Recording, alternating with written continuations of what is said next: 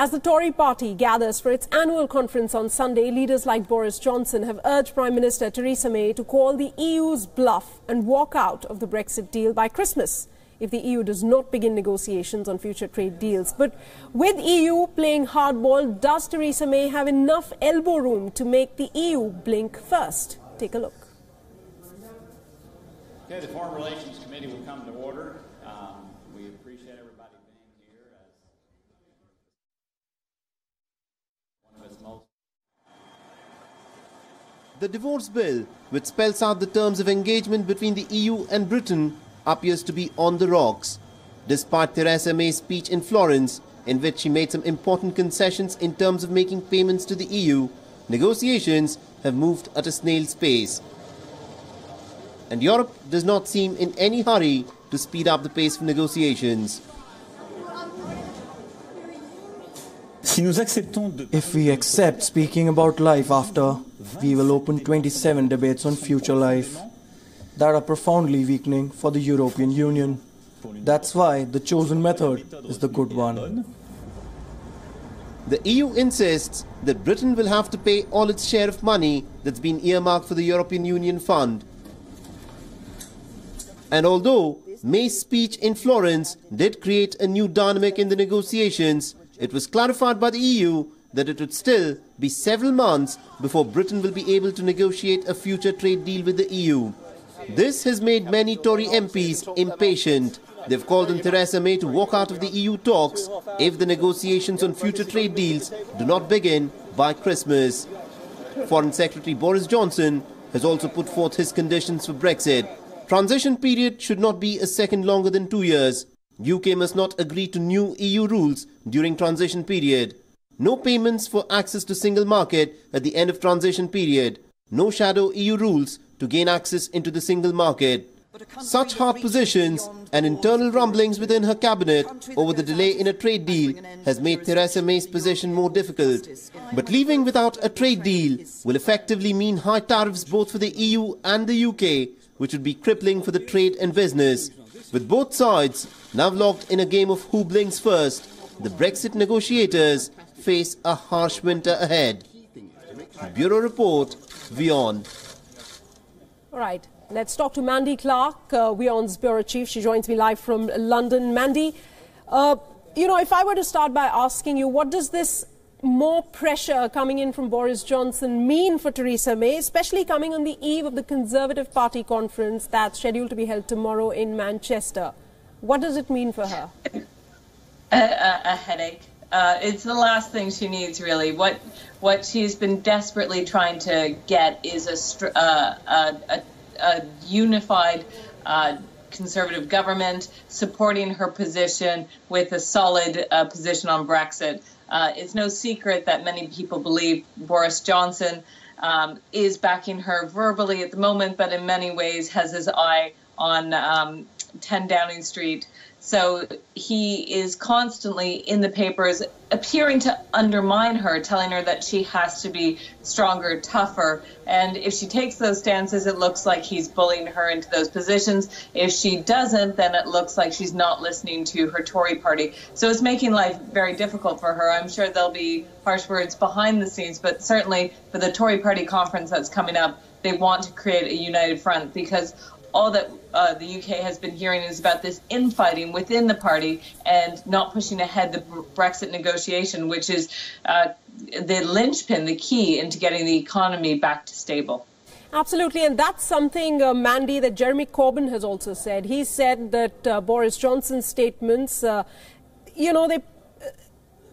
they threaten a trade war with the European Union. Now, what can Theresa May do at this juncture? It's been 6 months and no real breakthroughs as far as negotiations over Brexit are concerned. What must she do now? She tried to consolidate the message and make as many concessions as she could in that speech she did in Italy, Florence. However, it seems like in many EU countries, they wanted more details. They wanted clarity, even greater clarity. That might be a negotiating tactic on the EU side, but certainly it wasn't that breakthrough speech to start the getting both sides of the table. So certainly she's not getting warm overtures from the EU negotiating team, and right behind her, she's not getting a lot of support from her own party. So she's in an incredibly difficult position. If she can manage to convince them to get to the negotiating table, but they have to decide on that divorce bill. That's the big stumbling block, and also what will be the rights of those EU nationals who've been living in Britain a very long time, and those British nationals who've been living in the EU. When that's cleared up, then the EU negotiators say they'll come to the table. But so far, there has been no progress. Absolutely, and tough times there for Theresa May. Mandy Clark, thanks so much for joining me with all those inputs. We move on now. First, the US President's Charlottesville debacle, and then the latest unhinged attack on professional athletes. Donald Trump is under fire on many fronts when it comes to racism and his handling of related incidents in the last 9 months that he has been in office. Now, an Air Force officer in Colorado has spoken out against the subject after racial slurs were found on dormitory message boards belonging to 5 black cadets at the Air Force Academy Preparatory School this week. The Academy's superintendent offered a harsh rebuke of racism, misogyny and other forms of bigotry. Take a look. You may have heard that some people down in the prep school wrote some racial slurs on some message boards. If you haven't heard that, I wanted you to hear it from me. If you're outraged by those words, then you're in the right place. That kind of behavior has no place at the prep school, it has no place at USAFA, and it has no place in the United States Air Force. You should be outraged not only as an airman, but as a human being. It was a speech many in the United States wished President Donald Trump had made in the aftermath of the Charlottesville violence. Lieutenant General J. Silveria, superintendent of the U.S. Air Force Academy, had an important message for U.S. Air Force Academy cadets at a moment of crisis. If you're outraged by those words, then you're in the right place. Here's what had happened. Racial slurs were posted on message boards on the doors of 5 black students at the U.S. Air Force Academy's preparatory school in Colorado Springs earlier this week. Someone from another gender, whether that's a man or a woman. His rank may be lower than the commander-in-chief's, but Lieutenant General J.B. Silveria spoke with extraordinary passion and eloquence. If you can't treat someone with dignity and respect, then you need to get out. If you can't treat someone from another gender, whether that's a man or a woman, with dignity and respect, then you need to get out. If you demean someone in any way, then you need to get out. And if you can't treat someone from another race or a different color skin with dignity and respect, then you need to get out. Reach for your phones. I'm serious. Reach for your phones.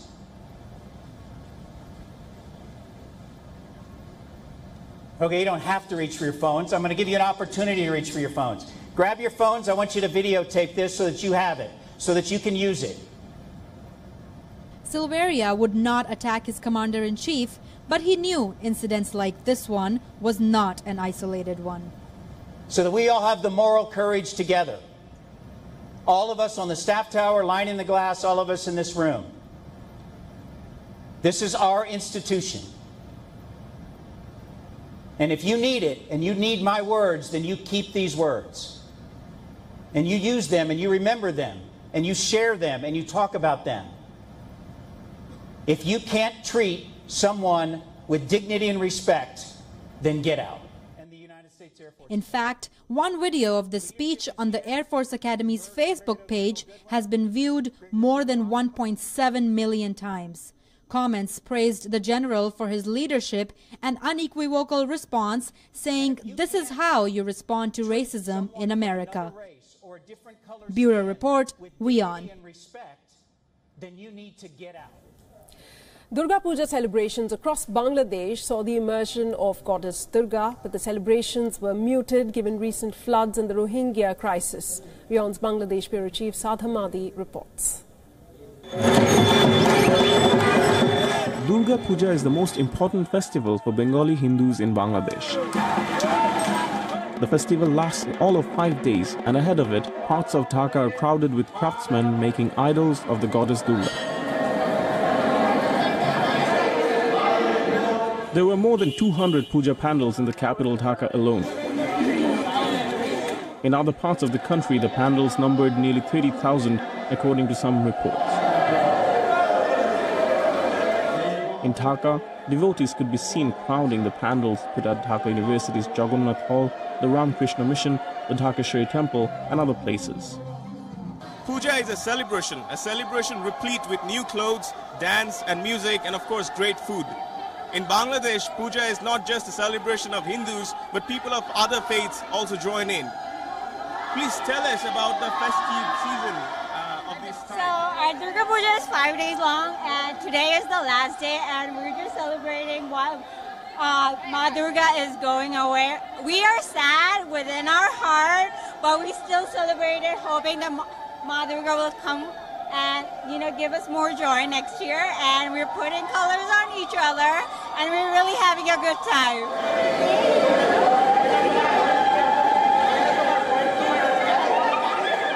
We all know Durga Puja is a festival of excitement and happiness, and it's all about doing fun.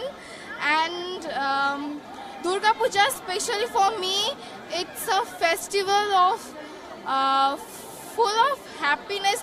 We do a lot of eating and then dancing, singing.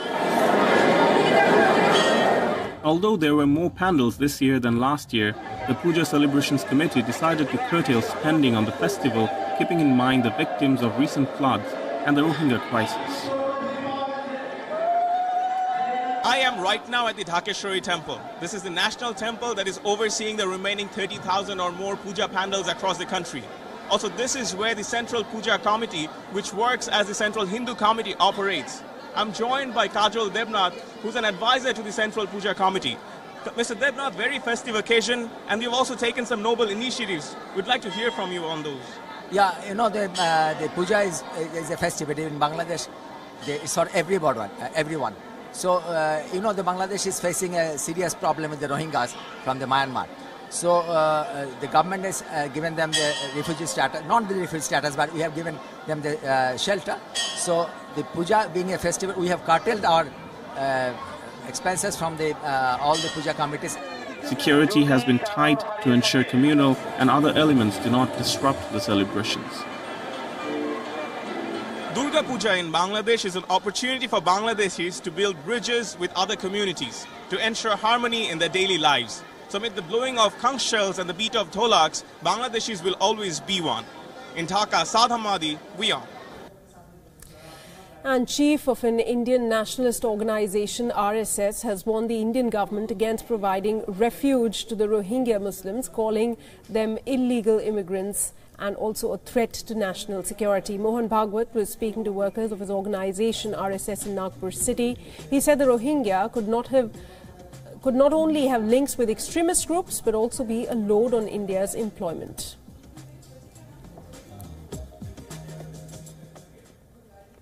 Myanmar से खड़े Rohingya आ गए। अब वो वहां से यहां क्यों आए, वहां क्यों नहीं रह सके, सारी जानकारी लेते हैं तो ध्यान में आता है कि उनकी अलगाववादी, हिंसक और अपराधी गतिविधियां उसके लिए कारण। जिहादी ताकतों से उनके संबंध वहां पर उजागर हो गए। इसलिए उस देश का शासन भी उसका उनके प्रति रवैया कड़ाई का ही है। Bhagwan's comment come a day after Uttar Pradesh's Chief Minister Yogi Adityanath called Rohingya intruders and accused them of terror connections. जो लोगों की सहानुभूति रोहिंग्या के प्रति है, उन लोगों से पूछा जाना चाहिए कि इन लोगों के द्वारा म्यांमार में किस निर्ममता के साथ निर्दोष हिंदुओं की हत्याएं की गई, बौद्धों की हत्याएं की गई। आतंकियों से संबंधों के तार इन तक जुड़ रहे हैं। Last week, Myanmar's army claimed to have unearthed a mass grave with 45 Hindu bodies and blamed the killings on Rohingya militants. Around 40,000 Rohingya Muslims live in India, out of which 15,000 have received refugee documents. India, however, has announced its intention to deport all Rohingya who have fled Myanmar till now.